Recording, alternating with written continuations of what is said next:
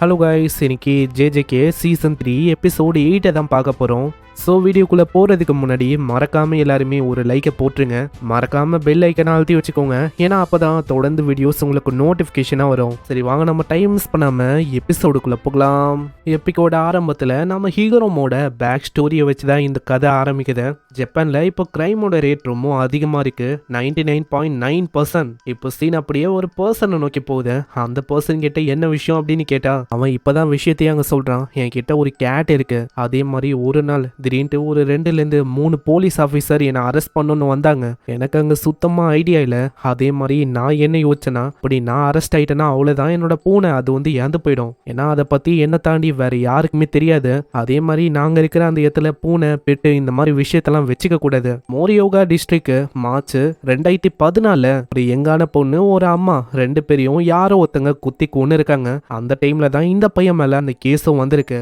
அன்னைக்கு இவனை அரெஸ்ட் பண்ணி கொண்டு போகும்போது அந்த இடத்துல ஆளு திடீர்னு ஓடி போயிருக்கான். அதுவும் அவனோட வீட்டுக்கு தான். அங்க போனவனே தான் ஒரு பயங்கரமான ஷாக்கு. ஏன்னா அந்த இடத்துல இதுக்கு முன்னாடி 2 பேரை கொன்னாங்களே, ஏதோ ஒரு கத்தி இருக்கு, கத்தி மேல ஃபுல்லாவே ரத்தமா இருக்கு. லேட்டரா இன்வெஸ்டிகேஷன் பண்ணதுல எல்லாமே மேட்ச் ஆயிருக்கு. அதனால அவன் கிட்ட கொஷின் மேல கொஷின் தான் அங்க ரைஸ் ஆகுது. ஆனா ஆளு ஒத்துக்கிற மாதிரியே இல்லங்க நான் வந்து அதை பண்ணல அப்படின்னு தான் சொல்லின்னு இருக்கான். இந்த விஷயத்த நம்ம ஹிகரோமோ வேற ஒரு பொண்ணு கிட்ட அங்க சொல்ல இருக்கான். அங்க அந்த பொண்ணு என்னன்னா, ஆனா மேட்ச் ஆயிடுச்சுன்னு சொல்றீங்க, ஆனா எதுக்காக இதை பண்ணல அப்படின்னு அவன் சொல்றான். ஒருவேளை பயத்துல கில்ட்டியா இல்ல அப்படின்னு அவன் ப்ரூவ் பண்றதுக்கு ட்ரை பண்றானோ? அப்படி இல்ல, இதுக்கு முன்னாடி அவன் ட்ரக் ஏத்திருக்கான். அதனாலயே அவனை ரொம்ப அன்ஃபேரா ட்ரீட் பண்ணியிருக்காங்க. ஓ அதனாலயா? ஒரு சைடு இதுக்கு முன்னாடி அவனுக்கு ஏகப்பட்ட விஷயமும் ஏற்பட்டிருக்கு. ஏன்னா நான் சொல்ற விஷயத்தெல்லாம் நீ கேளு, எல்லாமே அவனை ஃபோர்ஸ் பண்ற மாதிரி தான் விஷயங்கள் இருக்கும். ஆளு இதுக்கு முன்னாடி எம்பிஓ அப்படின்னு ஒரு இடத்துல தான் ஒர்க் பண்ணியிருக்கான். அந்த இடத்த கேட்கும் போதே இந்த மாதிரி விஷயத்த பண்றது ரொம்ப இம்பாசிபிளான விஷயம் இப்படின்னு தான் நம்மளால சொல்ல முடியும். ஏன்னா நான் சொல்ற இந்த இடம் இருக்குல்ல, இது ரொம்ப வயசான ஆளுங்கெல்லாம் இருக்கிற இடம். அங்க வந்து அவங்கள பாத்துக்கணும். அதை தான் நம்ம ஆளு பண்ண இருக்கான். அங்க பண்ணதுக்கு அவனுக்கு பணத்தையும் சரியா தரல. கேட்டா நியூ இயருக்கு ஏதோ ஒரு கமிஷனா, அதே மாதிரி ஃபுட்டு இன்கிரீடியன்ட் அது இதுன்னு சொல்லி நம்மளால பயங்கரமா ஏமாத்திருக்காங்க. அதே மாதிரி அந்த பையனோட வீடு ரெண்ட் இருக்குல்ல, அதுவே 50,000. அதே மாதிரி அந்த ரெசிடென்ட்ல ஏகப்பட்ட பிரச்சனைகள் இதுக்கு முன்னாடியே நடந்திருக்கு. அந்த இடத்துல போலீஸ் பேட்ரோல் இந்த மாதிரி விஷயங்களுக்கு காலே பண்ணக்கூடாதான். இதனால பக்கத்துல இருக்க நெய்பர்ஸ் இவங்க எல்லாருமே டிஸ்டர்ப் ஆவாங்களாம். அதனாலயே அவனால எதுவுமே அங்க பண்ணவும் முடியல. அங்க பக்கத்துல இருக்க நிறைய பேர் மேல மோசமான ரெக்கார்ட்ஸும் இருக்கு. ஆனா இப்ப கேள்வியே என்னன்னா, எதுக்காக இந்த பையன் மேல அந்த பழியை போடணும், அதுவும் ஜஸ்ட் அந்த வெப்பன் இருக்குது அப்படின்னு சொல்லி. இப்போ அந்த ஆர்கனைசேஷனே ஒரு மாதிரி ரொம்ப கேவலமா இருக்கு. ஆனா ஒரு விஷயம் நம்ம ஹிகரோமோக்கு அங்க தெரிஞ்சிருக்கு. என்னன்னா, இந்த பையன் வந்து இன்னோசென்ட், இவன் மேல எல்லாத்தையுமே அவங்க திணிக்கிறாங்க. அங்க இதனால இன்வெஸ்டிகேஷன் பண்ணணும், இன்னமும் கொஸ்டினை கேட்கணும் அப்படின்னு அவர் போயிடுறாரு. போறதுக்கு முன்னாடியே அந்த பொண்ணு கிட்ட அந்த பூனையை பாத்துக்கிறியா அப்படின்னு கேட்கிறாரு. அந்த பொண்ணுக்கு 1008 வேலை இருக்கும். இவரு வேற நிறைய வேலையை கொடுக்க, இதனால ரோடு முழுக்க அப்படியே புலம்பிங்கனே வரான். நான் பப்ளிக்கோட ஒப்பீனியன் படி பார்த்தா இது வந்து ஒரு கொலை. அதே மாதிரி அந்த பையனுக்கு பாசிபிளி டெத்து தான் ஒரு பெனால்ட்டியா இருக்கும். ஒரு சைடு இவளுக்கு அந்த அளவுக்கு பணம் கிடைக்காது. இப்போ என்னன்னா, இந்த மாதிரி இன்வெஸ்டிகேஷன்லாம் இவரு எதுக்காக பண்றாரு அப்படின்னு அவ புலம்பிங்கனே வரா. ஆனா அந்த இடத்துல ஹிகரோமா வந்து சொல்றான், என்னன்னா இப்போ நார்மலான வேலையை பண்ணா என்னோட ஸ்கில் வந்து இன்னமும் மோசமாயினே தான் போகும். அதனால இந்த மாதிரி விஷயங்களையும் நம்ம பண்ணணும். இதை கேட்கிற அவளோட முகமே ஒரு மாதிரி இருக்கும். ஆனா ஹிகரோமாக்கு அதை பார்த்தோன்னே தெரியுது நீ என்ன சொல்ல வரேன்னு. நெக்ஸ்ட் சீன்ல அந்த பொண்ணு என்னன்னா வேற ஒரு லேடியை மீட் பண்றா. அந்த இடத்துல அவ மூலமா அங்க தெரியுது ஹிகரோமா வந்து இப்படிதான் அவரு வந்து மாறாம அதே மாதிரி தான் இருக்காராம். ஆனா உங்களை மாதிரி ஒன்றும் காஃபி ஷாப் எல்லாம் அவர்கிட்ட இல்லையே. ஏன்னா நீங்க வேற சொன்னீங்க இந்த மாதிரி அவரு மாறவே இல்லைன்னு. அப்பனா இதுக்கு முன்னாடி அவரு இதே மாதிரி எழுந்திருக்காரு. ஆமா, இதுக்கு முன்னாடி ஒரு கேஸ் வந்து இருந்துச்சு, ஒரு ட்ரிங்க் அண்ட் டிரைவ்க்கான கேஸ் தான். அதுல ஆளு மேல எல்லா விதமான சாட்சியும் இருக்கும். அந்த இடத்துல ஹிகரோமா ஏதாச்சும் பண்ணி காப்பாத்துறேன் அப்படின்னு சொல்லியிருக்காரு போல. அதை பூச்சிக்கின்னு பயங்கரமா மாறுறான். ஐயோ என்னையா நீ சொல்லிருக்க, இந்த மாதிரி நீ என்ன கில்ட்டி இல்ல அப்படின்னு ப்ரூவ் பண்றலாம் சொன்ன, ஆனா நீ இப்படி பண்ணிட்ட. அங்க கேஸ் ஃபெயில் ஆயிடுச்சுன்னு இதுலயே நம்மளுக்கு தெரியுது. நெக்ஸ்ட் சீன்ல அந்த லேடி கூட பேசும்போது தான் தெரியுது ஹிகரோமா ஒன்னும் அப்படியெல்லாம் அங்க சொல்லல, இந்த மாதிரி தண்டனையை கம்மி பண்றான் அப்படின்னு தான் சொல்லியிருக்கான். ஆனா அவன் என்னன்னா இப்படி புரிஞ்சுக்கணும், இந்த மாதிரி கேசஸ் எல்லாம் எடுக்க வேணாம் அப்படின்னு தான் அவங்க சஜஸ்ட் பண்றாங்க. அதனால ஒரு கிளைண்ட்டுக்காக நீங்க இந்த அளவுக்கு போகணும் அப்படின்னும் இல்ல. இவங்க வசமா மாட்டிக்கிறாங்க பிசிக்கலாவும் மென்டலாவும். அதனால இப்படி ஆகும் போது அவங்க ஆப்வியஸா இந்த மாதிரி தான் அவங்களோட ஃப்ரஸ்ட்ரேஷனை வெளியில கொண்டு வருவாங்க. ஆனா இப்பயும் அவங்க கேட்கறாங்க, இப்போ உங்களோட இதயத்துல என்ன இருக்கு?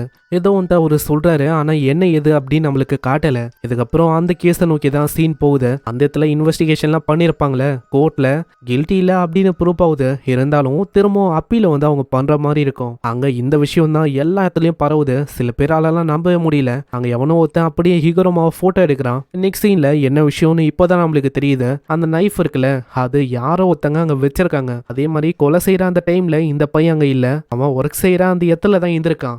அதே மாதிரி ஏதோ ஒரு பர்சனும் அவங்க மிஸ் ஆயிருக்கான். எல்லாம் கேட்டவுடனே அவனுக்கு அவ்வளோ சந்தோஷமா இருக்கு. அப்படியே தேங்க்ஸ் சொல்றான். ஆனா இன்னமும் எந்த விதமான விஷயமும் முடியல. ரெண்டாவதா திரும்பவும் கோர்ட்டுக்கு வரணும். அந்த இடத்துல உங்ககிட்ட அந்த அளவுக்கு பட்ஜெட்டும் இல்ல, மேன் பவரும் இல்ல. வேற ஒரு பக்கம் அப்படி இல்ல, அவங்களால காசை வச்சு எல்லாத்தையுமே பண்ண முடியும்.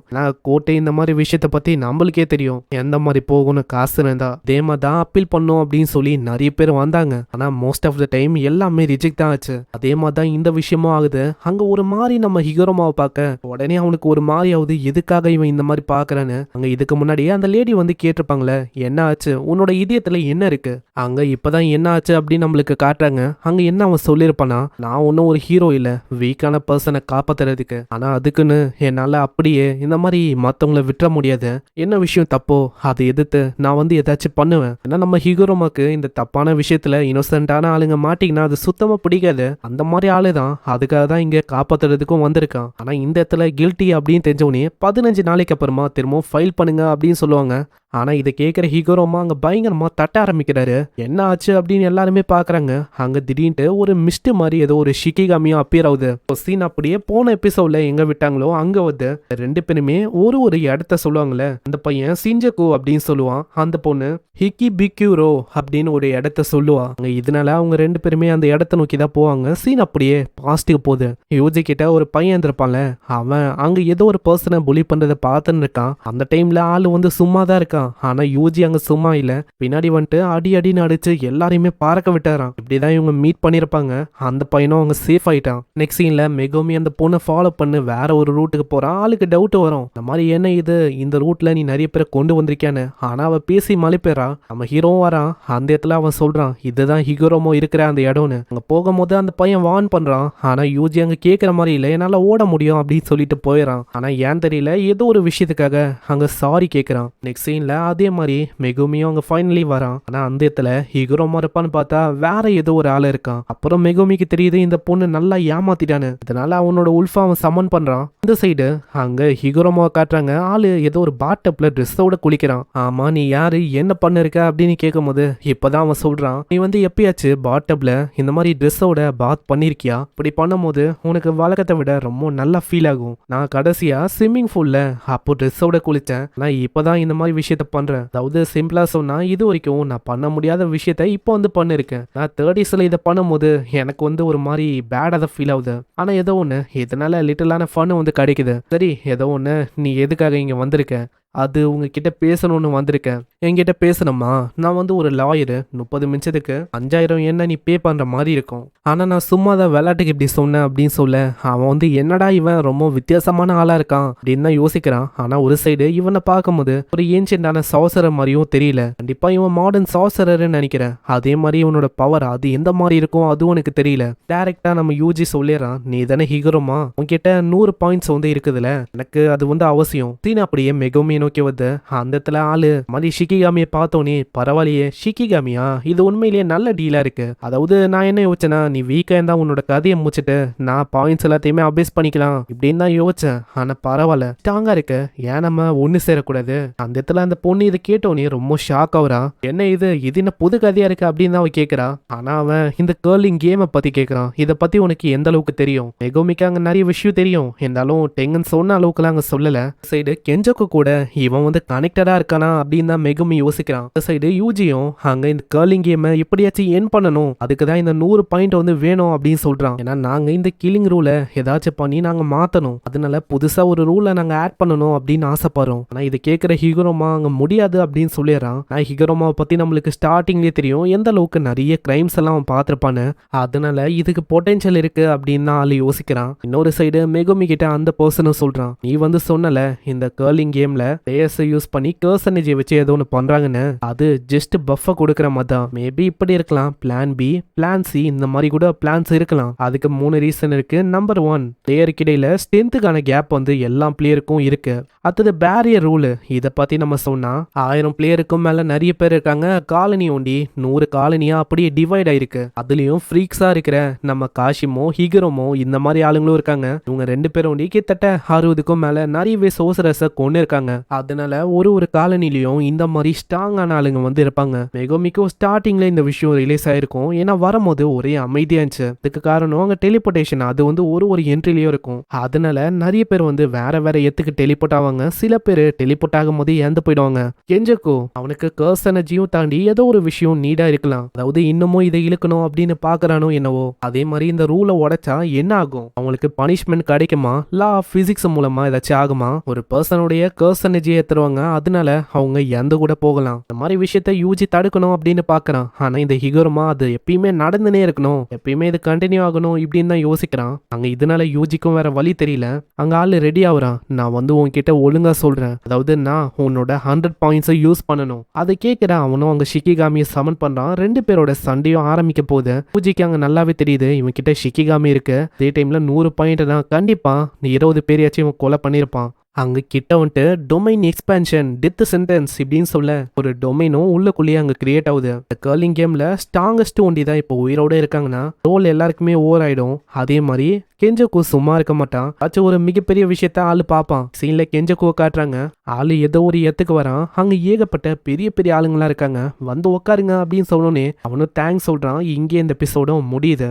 நெக்ஸ்ட் எபிசோட்ல பங்கமா இருக்க போது. ஏன்னா ஹிகரோமோக்கும் நம்ம ஹீரோக்கும் அங்க சண்டை ஏற்பட போகுது. ஹிகரோமோட பவர்ஸை பத்தி சொன்னா அந்த ஹேமரை வச்சு தட்டிட்டா போதும், அவ்வளவுதான் அவன் இருக்கிற இடத்துல கோட்டே அப்பியர் ஆயிடும். இதுக்கு முன்னாடி நம்ம யூஜி ஏதாச்சும் தப்பு பண்ணிருப்பான், அதை வச்சு கேஸ் ஆளு நடத்துவான். அதுல கில்ட்டின்னு ப்ரூவ் ஆயிட்டா அவ்வளவுதான், நம்ம ஆளோட கதை வந்து முடிஞ்சிடும். அங்க யூஜியை அவன் முடிச்சிருவானா? ஏன்னா அவன் கிட்ட ஒரு பயங்கரமான ஸ்கில்லும் இருக்கு. இது ஒரு வகையில இன்வென்சிபிளான பவர் தான். ஆனா பார்க்கலாம் என்ன ஆகுதுன்னு. ஸோ வீடியோக்கு மறக்காம ஒரு லைக்கை போட்டுருங்க. இந்த எபிசோட்ல ஹிகரோமோட பாஸ்ட்டை வச்சு ஓட்டிட்டாங்க. இதுக்கப்புறம் தான் வேற லெவல்ல இருக்கும். ஸோ மிஸ் பண்ணாம பாருங்க. அவங்கள நெக்ஸ்ட் எபிசோட்ல சந்திக்கிறேன். தேங்க்யூ ஃபார் வாட்சிங். சைனரா.